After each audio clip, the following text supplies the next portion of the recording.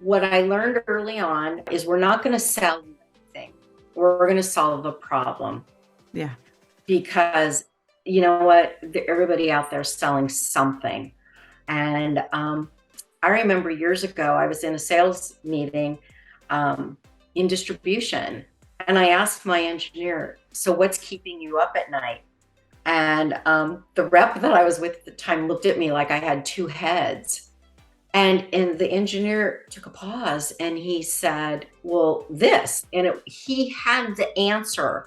I just had to ask it in a different way. Yeah. And so you ask them, what's keeping you up at night? Or what issues are you seeing? Are you ready to elevate your leadership skills in the electronics manufacturing industry? Join Sannah Vinding on a transformative journey as she unlocks the key to exceptional leadership in this dynamic field. Discover invaluable strategies, emerging trends, and best practices through expert perspectives and insightful interviews. This podcast is your ultimate resource for gaining a competitive edge, staying ahead of the curve, and shaping the future. Tune in now and unlock the secrets to leadership success in the world of electronics manufacturing. Welcome to Mind Innovation Leadership Podcast. I'm your host, Sannah Vinding, and I'm excited to be here today. This podcast is your ultimate resources for unlocking leadership potential in the electronics manufacturing. Make sure, to subscribe, hit that button, like us, and share this episode. And also, you can actually follow us on LinkedIn or YouTube or Instagram for updates. So I will love your support. Let's talk about today. In today's episode, we're going to delve into the vital importance of the relationship between manufacturers and manufacturing reps. And we're also going to touch on the art of mastering effective communication to your target audience. And I love this topic. So let's dive into it. And today I want to join a special guest is Lori Bruno. She's the president of Luscombe Engineering of San Francisco. With her focus on fostering relationship and driving growth, Lori is a shining example of leadership and professionalism, and her expertise in supplier management and dedication to key accounts had played a vital role for Luscombe Engineering's remarkable success and expansion in Northern California and Nevada. So I am so excited, Laura, you are here. So welcome, welcome, welcome. Thank you, Sannah. I'm super excited too. So let's jump in it, because I'm always, with the manufacturing and the manufacturing rep, right? It would be great if you can just, for the listener, right, to understand, what is it that makes you awesome, where you are, and also, with Luscombe Engineering, what makes you awesome? Well, what I think makes Luscombe Engineering of San Francisco awesome is we have a really great team. We're very diversified, generationally and also demographically. Okay. Yeah. So that's really cool. We also have been in this territory for like 65 years. I know I have not worked there all 65 years, but people know who we are. Yeah. And we have a really good reputation. The owner, CEO is John Latimer, and he is very well known and highly regarded in the industry. So that helps. That helps. Yeah. Yeah. So there's been so much going on, right? We had COVID. We are still learning how to work in a different world. And there is a change, right? I think we can all see it, we all feel it, and we all like landing again on our feet.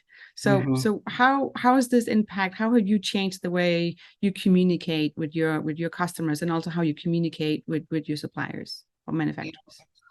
Even pre-COVID, being in Northern California, we really are an anomaly in so many ways, because we're really at the leading edge of so much technology, and it was getting harder and harder to get in front of people, in front of engineers.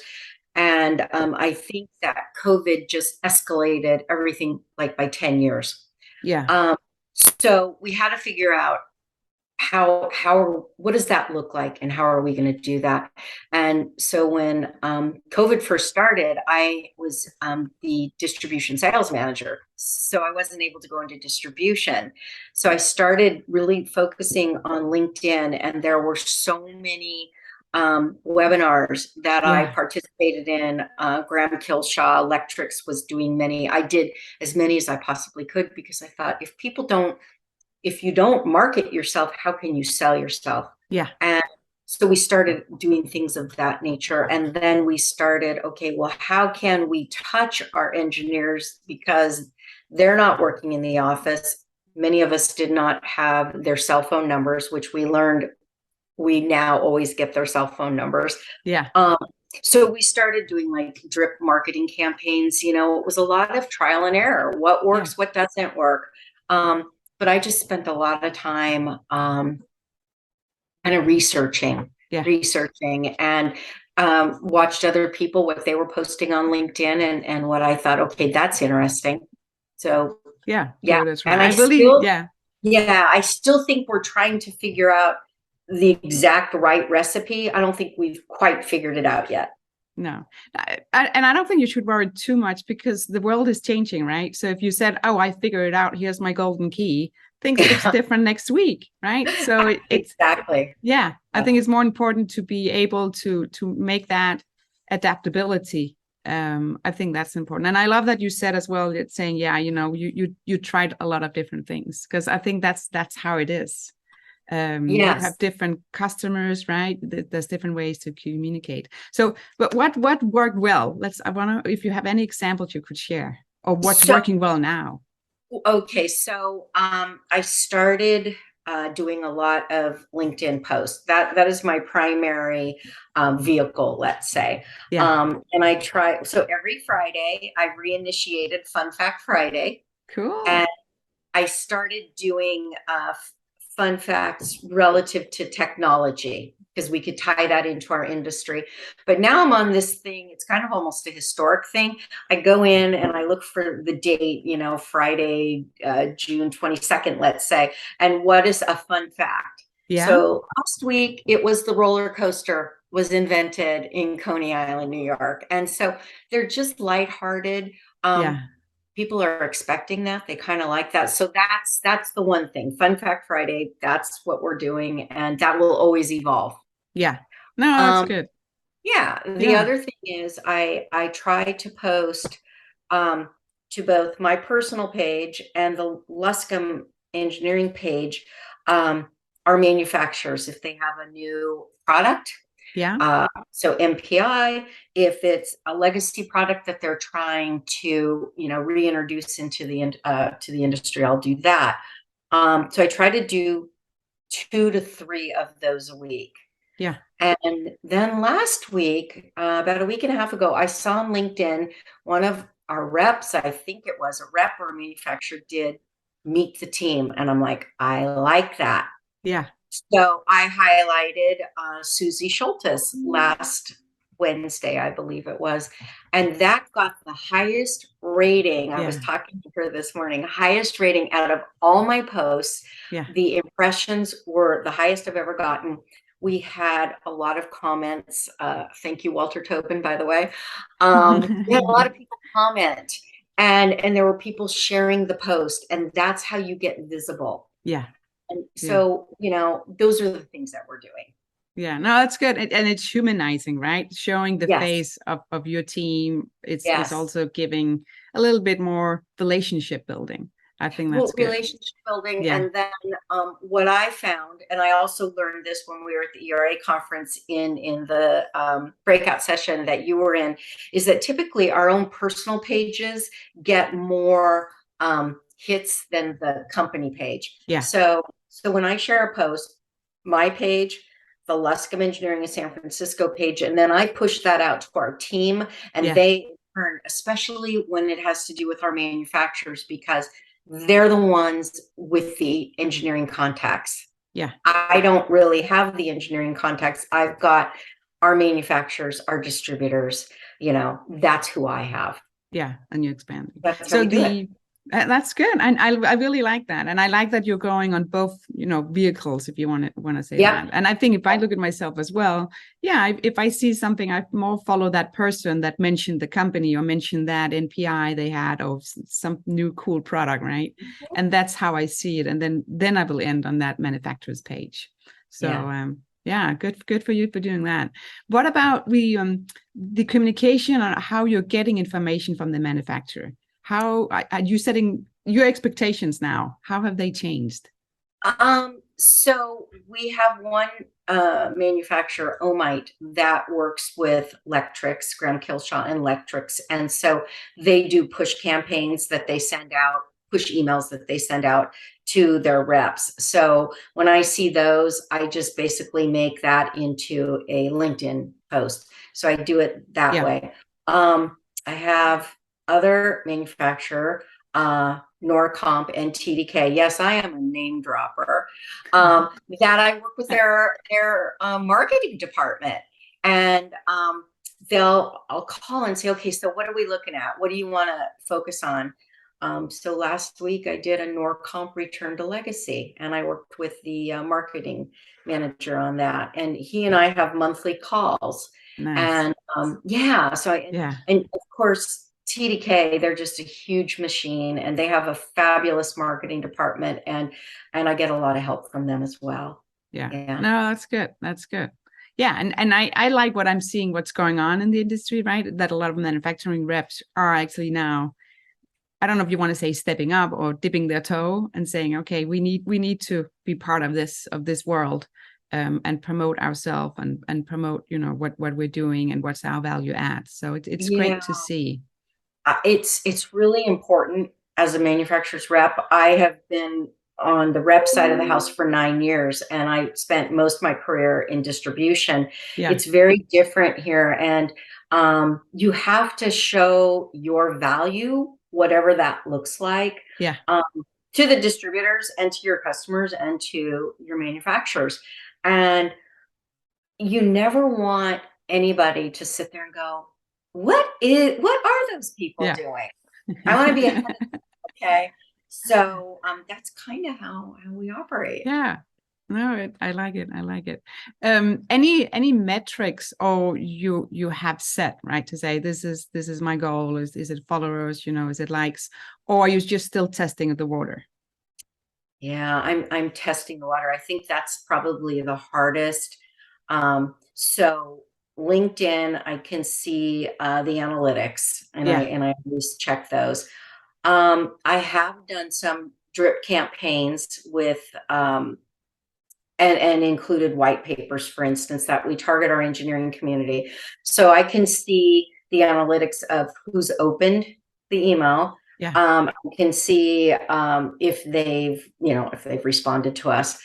I don't know that I'm as happy with the drip campaigns, because I think that our engineering community, they're just bombarded with so many things, and it's trying to find that value that you bring without being a stalker. And I'm not trying to be funny. I'm just trying, and I haven't quite figured that out. So I'm going to spend more time on developing drip campaigns, but I also think that they need to be sent out by the individual sales engineers to their customers, because that's who the customers know. They don't know me. They know them. So we're in the process of kind of reinventing how we are going to do drip campaigns. No, I like that, again, because you can get flooded, right? I have some where I'm like, unsubscribe, and then I'm still getting something. I'm like, I unsubscribed. But you have to be respectful of what you're sending out. But again, with the value, I totally agree on that one. So if you're not you are measuring, because you actually are setting some targets here. I can hear that. So that's I like that. What about how you communicate with engineers? You said white papers. Is there, how do you go find them in your whole funnel? Well, so we I'm just going to do a bunch of name dropping. We use Rep Fabric, which is a wonderful CRM tool. So we were able to go in and pull our engineering contacts, or any contacts, and by company, and we have them categorized whatever area they're in: automotive, medical, industrial. And so we can send like targeted to them.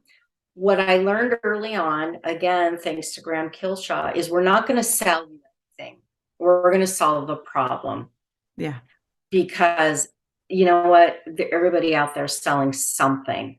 And I remember years ago, I was in a sales meeting, in distribution. And I asked my engineer, so what's keeping you up at night? And the rep that I was with at the time looked at me like I had two heads. And the engineer took a pause and he said, well, this. And he had the answer.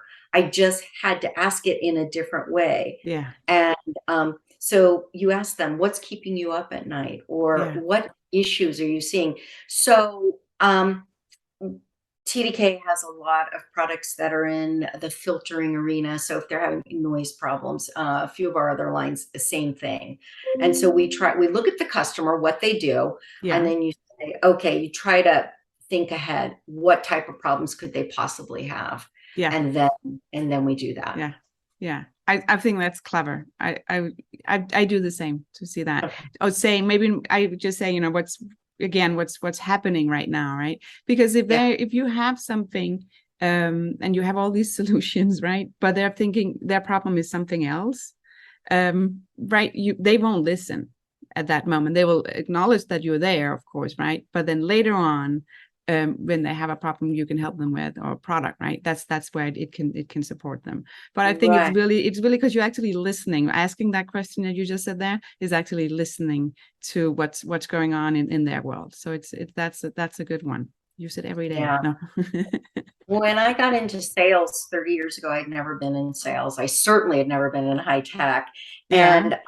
And the gentleman that got me into the industry gave me two pieces of advice that I always listen to.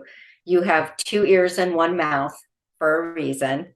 Yeah. And the answer always lies with the customer. Just ask them what they want. And a lot of times we don't do that. Yeah. So those are my two things, my go-to. I always go back to. No, that was a good advice. How do you stay updated in the industry? A lot of different ways. I Woodstock Wire, obviously, the ERA, huge advocate. They're always sending out some great information. ECIA, any of the organizations that we are members of, I always go to them. Then our catalog houses are very good at doing new product introductions. So I'll go on there and look at our shared manufacturers and that way, and just kind of just listening, Yeah. and listening. There's no exact science, that's for sure. No, that's good. Be curious, right? What about, so within your team, when your manufacturers bring out a new product, do they have like product presentations? And then it's like the slide deck of 100 pages. No. How do you? No, but again, because I've sit at these webinars sometimes, right? On your presentation, you just sit there and you're like, oh my god, and then you drift, right? You drift away. I am sometimes, or I do that sometimes. So what's the whole making sure that you have this collaboration within your team and with sales and the engineers? What's like best practice for you? So we have two double E's on our team, and they really love all the technical details. I just always ask our manufacturers, tell me where to go to sell it, tell me what the features and benefits are, and how I differentiate you from what's your value. Yeah. Give me those three pieces of information, because then my distribution manager can go into distribution, because that's all they care about is tell me where to go sell it and how can I position it against another manufacturer. I'm sorry to say we don't care where the parts are manufactured. I know that's important, but really tell us what the product does, where to go sell it, and how we differentiate you, and we're golden. Yeah. And then our two double E's on our team, you can give them all the technical resources. And then they run with it. They're the ones that care, right? Oh, that's good. That's good. Yeah, no, it is. And it's just to understand, right? Because I think you have so many questions. What about, I want to go back to, because again, you said you didn't collect the cell phone number, right? But now you're collecting it. Have you seen more communication on your website or more communication on emails than on the phone, or maybe it's like Zoom or Teams? How do you communicate? What kind of platform I think that depends on the individual sales engineer with their customers. Some have a strong enough relationship where they can text, and I find texting to be very intimate. Like, I would not text somebody that I've never met before. Sometimes I'll get a text message from someone and it comes through as a phone number, and I'm like, and who are you exactly? Yeah. So I'm really glad that many of our sales engineers have the ability to text, because I think that's you probably get some of these people and they just don't have the time to look through it. So they'll text. Some pick up the phone and call, which is nice too. Yeah. I have a very bad habit. I for some obscure reason, the last thing I normally do is pick up the phone and talk to someone. So I'm doing better with that now. Yeah. But and email, of course, email is always gonna, if you've got, something, a presentation or something that you're trying to send them, that always works too. Yeah. Yeah. I think, wasn't it a couple of years ago where somebody was like, oh, emails are going away. I'm like, that's the first thing I'm checking every morning is like, is there any fires going on, right? Exactly.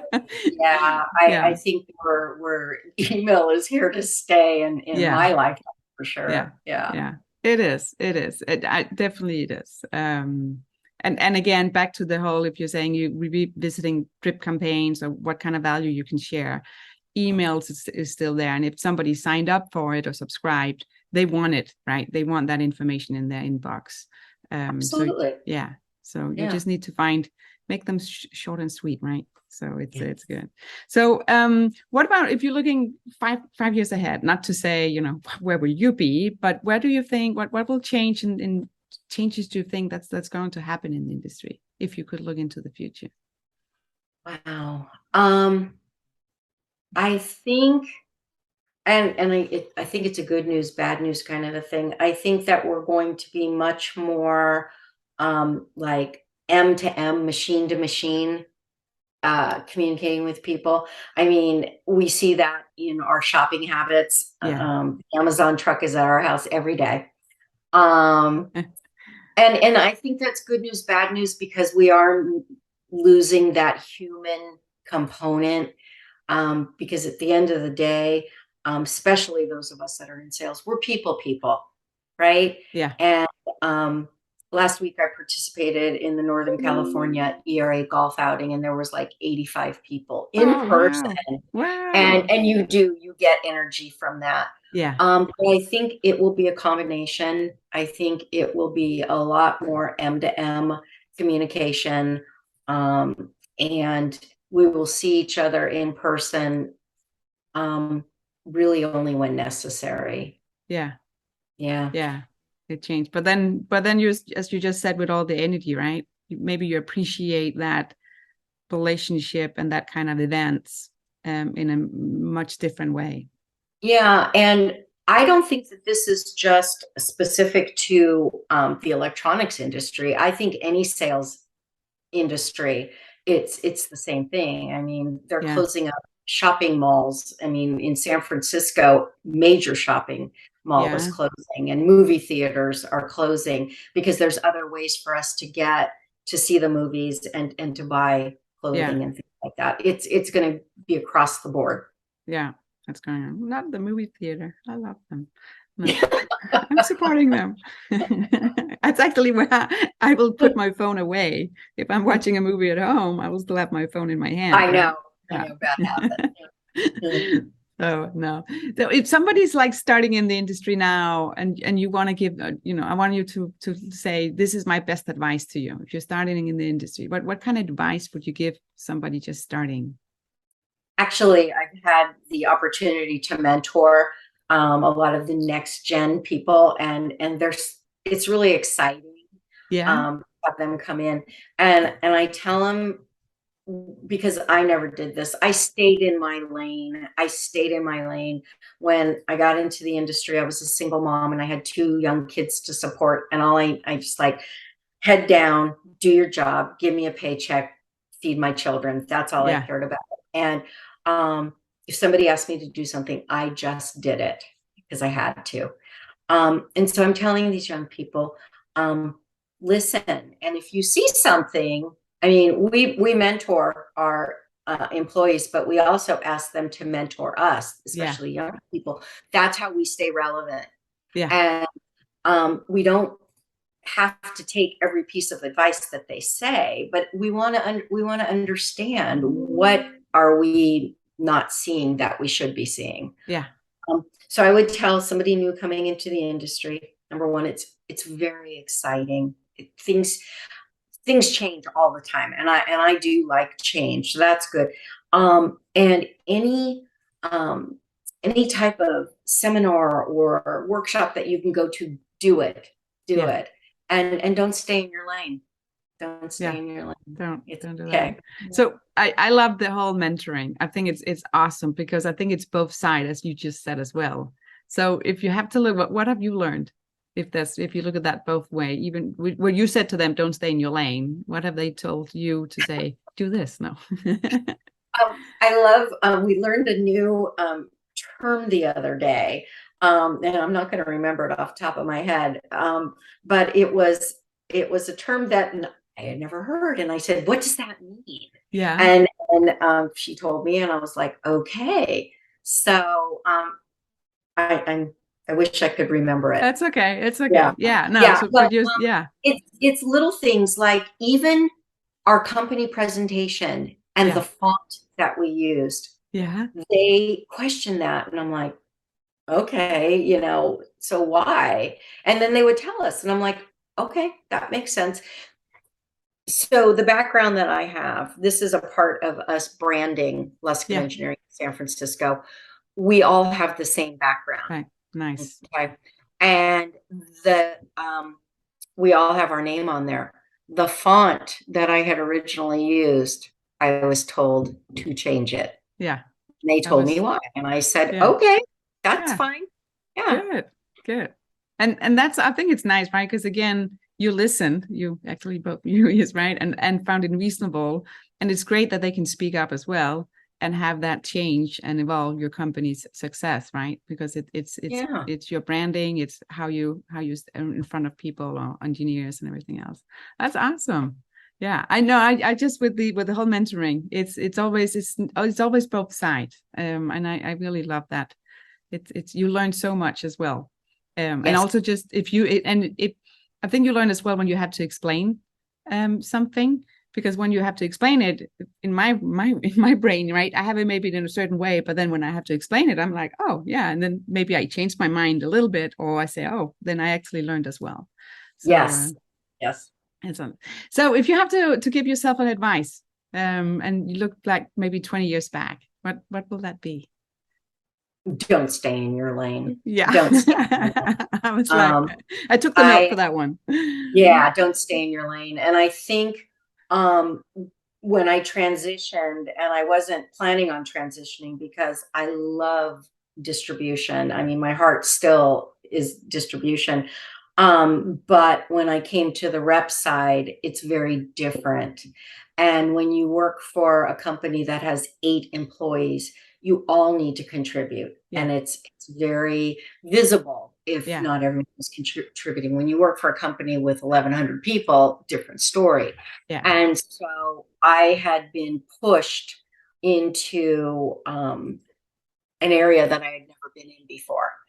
And if somebody would have told me 5 years ago that I would be the conference ERA conference chair this year, I'd go, that's not going to happen.